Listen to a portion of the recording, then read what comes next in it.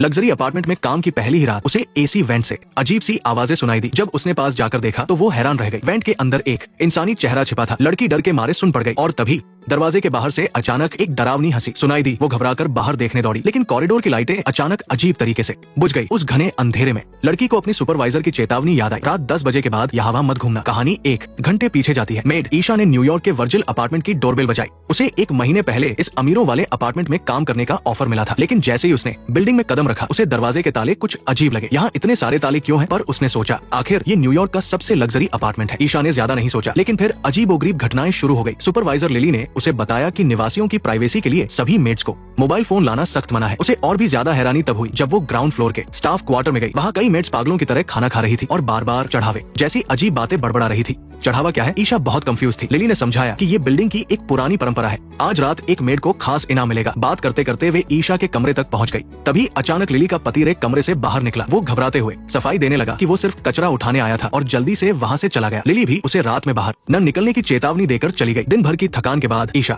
नहाने चली गई, लेकिन बाथरूम में धीरे धीरे भाप भरने लगी और शीशे पर कुछ शब्द उभरने लगे। उसका मतलब था वो तुम्हें मार डालेंगे, लेकिन अगले ही पल पानी की बूंदें टपकने लगी। जब ईशा बाहर आई तो शीशे से वो शब्द मिट चुके थे और बाथरूम से बाहर आते ही वही डरावनी घटना घटी जो हमने शुरू में देखी थी। पहले वेंट में वो चेहरा और फिर कॉरिडोर की लाइटें बुझना। शुक्र है कि इमरजेंसी लाइटें तुरंत जल गई, लेकिन ईशा को साफ महसूस हो रहा था कि उसके पीछे कोई चुपचाप खड़ा है। डरी समी ईशा भागकर अपने कमरे में गई और कुर्सी लगाकर दरवाजा जाम कर दिया। वो बिस्तर पर बैठ गई। उसकी नजरें वेंट पर टिकी थी और वो नर्वस होकर लाइटर से खेलने लगी। देखते ही देखते रात के 3 बज गए। ईशा इतनी थक चुकी थी कि आखिर उसे नींद आ ही गई, लेकिन अगले ही पल किसी ने दरवाजे का हैंडल जोर से घुमाया। शुक्र है कि कुर्सी की वजह से दरवाजा नहीं खुला, लेकिन बाहर वाला इंसान गया नहीं। तभी कमरे के वेंट से फिर आवाज आई। वो चेहरा फिर से वहाँ था। ईशा को गहरी नींद में देखकर फ्रिज अचानक जोर से हिलने लगा, पर उसे कुछ पता नहीं चला। अगले ही पल एक साया धीरे से बिस्तर के पास आया। वो ईशा की हिलती हुई उंगलियों को घूरने लगा और एक बहुत ही घटिया हरकत करने लगा। ईशा को शायद कुछ महसूस हुआ और उसने धीरे से अपने पैर पीछे खींच लिए। वो साया चुपचाप उसके पास आ गया और तभी उसकी लार टपक पड़ी। दोस्तों, मैं पहले ही बता दूं, ये कोई सपना नहीं था। नींद से अचानक जागने के बाद ईशा को लगा कि कुछ गड़बड़ है। उसने धीरे से झुककर बिस्तर के नीचे देखा। जाहिर है उसे वहाँ कोई नहीं मिला, क्योंकि वो आदमी पहले ही उसके पीछे आ चुका था। उस साय ने अचानक ईशा को कसकर पकड़ लिया, पर उसने सपने में भी नहीं सोचा था कि ईशा पलटवार करेगी। ईशा ने जोर से उसका सिर टेबल के कोने पर दे मारा और उसे वही ढेर कर दिया। लेकिन उस रुमाल को देखकर ईशा को एहसास हुआ कि शायद उसने कोई बेहोशी की दवा सूंघ ली है। तभी दरवाजा खुलने की तेज आवाज फिर से आई। नशे की हालत में ईशा समझ गई कि अगर जिंदा बचना है तो लड़ना होगा। उसकी नजर तुरंत टेबल पर रखी घड़ी और लैंप पर पड़ी। दरवाजा पीटने की आवाजें और तेज हो गई और वेंट को भी किसी ने जबरदस्ती खोल दिया। फिर एक औरत वेंट से कूदकर अंदर आ गई। ईशा अपनी पूरी ताकत लगाकर आगे रेंगने लगी, लेकिन काले कपड़े पहने और भी लोग कमरे में घुस आए। अच्छी बात यह थी कि उसने सही समय पर टेबल तक पहुंचकर लैंप का तार खींच लिया था, पर दवा के असर से वो और नहीं टिक पाई और जमीन पर गिर गई। काले कपड़े वाले लोगों ने उसे घेर लिया और बड़बड़ाने लगे। पहला शिकार। उन्होंने सुना था कि मरने से पहले लड़कियों के साथ बुरा सलूक होता है, जो कि सच था। ये कहकर उन्होंने दरवाजा खोला ताकि और साथ ही अंदर आ सके। एक औरत ने ईशा को पलटने की कोशिश की, लेकिन उसे पता नहीं था कि ईशा का तार तोड़ना एक सोची समझी चाल थी। अगले ही पल ईशा तेजी से उठकर अलमारी में घुस गई। काले कपड़े वाले हैरान रह गए, इस शिकार में इतनी जान कैसे है? इसलिए उन्होंने ईशा को हार मान लेने के लिए कहा, क्योंकि इसका कोई फायदा नहीं था। उनका बेहोश साथी भी होश में आ गया था और टेबल का टूटा हुआ पैर लेकर गुस्से में उसकी तरफ बढ़ा। ये देखकर कि उनके साथी पूरी तरह तैयार है, उस आदमी ने अलमारी का दरवाजा खोला। ईशा को डरी हुई बिल्ली की तरह दुबका हुआ देखकर वो जोर से हंसने लगा, लेकिन ईशा भी मुस्कुरा रही थी। और फिर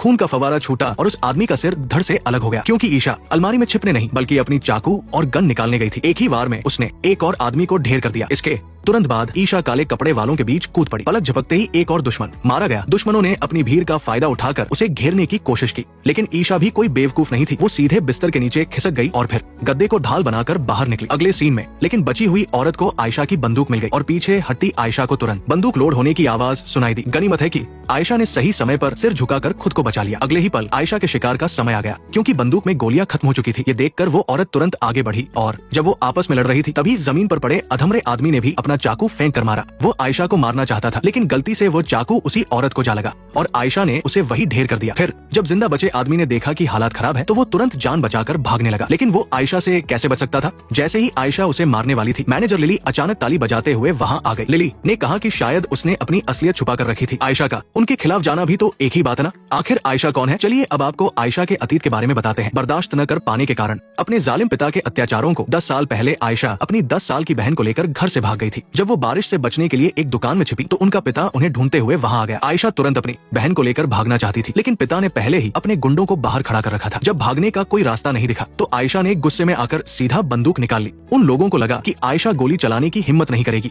लेकिन वो उसकी हिम्मत का अंदाजा नहीं लगा पाए। पिता को गोली लगते ही बहन तुरंत आयशा के साथ भागने लगी, लेकिन पिता ने अचानक उसका पैर पकड़ लिया। पुलिस को आता देख आयशा कुछ पल झिझकी और फिर तुरंत वहां से भाग गई। उसकी बहन को ये देखकर बहुत निराशा हुई, लेकिन आयशा पुलिस की गाड़ियों से कैसे बच सकती थी, इसलिए उसे 10 साल की जेल हो गई। उसकी बहन मैरी को पिता की कस्टडी में सौंप दिया गया। महिला जेल में रहते हुए आयशा अपने सख्त रवैये के कारण आखिरकार वहाँ की बॉस बन गई। जेल से छूटने से पहले उसके वकील ने आखिरकार उसकी बहन का पता लगा लिया था। इस साल उसके पिता की मौत के बाद उसकी बहन अचानक लापता हो गई थी, इसलिए उसने तुरंत अपनी बहन के मोबाइल सिग्नल को ट्रैक किया और उसे पता चला कि उसकी बहन आखिरी बार इसी वर्जिल अमीरों के अपार्टमेंट में थी। वकील के मुताबिक इस अपार्टमेंट में काम करने वाले ज्यादातर लोग बेघर, अवैध प्रवासी या अल्पसंख्यक हैं। अगर वो अचानक गायब भी हो जाए तो किसी को फर्क नहीं पड़ता। और तो और यहाँ के लोग बहुत ताकतवर हैं। अगर कोई सुराग मिल भी जाए तो पुलिस कुछ पूछने की हिम्मत नहीं करती। लेकिन उसने खुद जांच करके पता लगाया कि इस बिल्डिंग में अगले महीने एक नई मेड काम शुरू करने वाली है। इसलिए आयशा ने जेल से छूटते ही आयशा नाम की इस औरत को ढूंढ लिया। वो आयशा है और वो अपनी बहन को ढूंढने के लिए यहाँ आई है। अगर उसकी बहन जिंदा है तो उन्हें उसे आयशा को सौंपना ही होगा। लिली सब कुछ समझ गई। वो यहाँ अपने परिवार और प्यार के लिए आई थी, लेकिन आयशा को नहीं पता था कि लिली का भी एक परिवार है जिसकी उसे देखभाल करनी है और उसका परिवार बहुत अजीब है। ये कहते हुए उसने आयशा को पीछे देखने का इशारा किया। वहाँ आयशा ने देखा कि जिस आदमी के हाथ पैर उसने काट दिए थे वो अपने कटे हुए हाथ पैर लेकर उछलता हुआ वहाँ आ गया। इसके तुरंत बाद वो आदमी और औरतें भी आ गए जिन्हें उसने मारा था। यहाँ तक कि जिसका सिर कटा था वो आदमी भी अपना सिर हाथ में लेकर आ गया। अगले ही पल एक चमत्कार हुआ। जब उन्होंने अपने सिर को वापस गर्दन पर रखा और अपने कटे हुए हाथ पैरों को उनकी सही जगह पर लगाया तो वो जादुई तरीके से आपस में जुड़ गए।